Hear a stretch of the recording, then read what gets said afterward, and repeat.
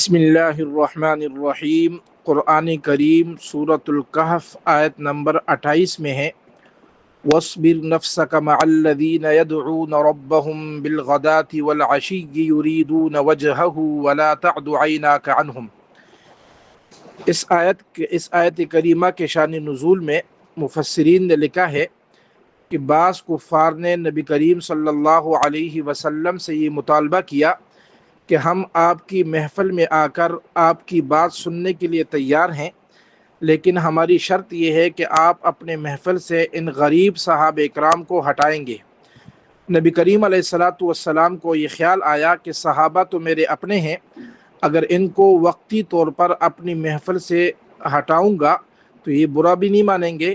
اور شاید اس طرح یہ کفار مسلمان ہو جائیں۔ نبی کریم علیہ الصلاۃ والسلام نے ابھی کوئی فیصلہ نہیں فرمایا تھا کہ یہ آیت کریمہ نازل ہوئی۔ اللہ رب العزت نے نبی کریم علیہ الصلاۃ والسلام کو صحابہ اکرام کے بارے میں نصیحت فرمائی اور اللہ نے فرمایا وَاصْبِرْ نَفْسَكَ مَعَ الَّذِينَ يَدْعُونَ رَبَّهُمْ بِالْغَدَاةِ وَالْعَشِيِّ، کہ اے نبی آپ اپنے آپ کو استقامت سے ان صحابہ کے ساتھ ساتھ رکھو۔ اسلوب عجیب اختیار فرمایا کہ صحابہ اکرام کو اپنی محفل سے دور کرنے کی اجازت کہا، آپ خود بھی اپنے آپ کو صحابہ اکرام کے ساتھ مقید رکھیں، یعنی صحابہ اکرام کی محفل سے خود بھی اٹھ کر کافروں کی بات سننے کے لیے کسی اور محفل میں نہ جائیے۔ تو یہ دیکھیں صحابہ اکرام کے ساتھ اللہ تعالیٰ کو کتنی محبت ہے۔ اور پھر صحابہ اکرام کی صفات کا بیان فرمایا کہ یدعون ربهم بالغداة والعشی،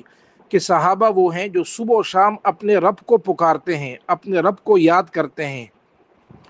اور یہ جو اللہ کو یاد کرتے ہیں یریدون وجہہ، کسی دنیاوی غرض کے لیے نہیں بلکہ اپنے رب کی رضا چاہتے ہیں۔ اور ساتھ ہی نبی کریم علیہ الصلاۃ والسلام کو ایک نصیحت یہ بھی فرمائی وَلَا تَعْدُ عَيْنَاكَ عَنْهُمْ، کہ آپ کی آنکھیں ان صحابہ سے ہٹنے نہ پائیں، آپ کی توجہ صحابہ اکرام کی طرف ہونی چاہیے۔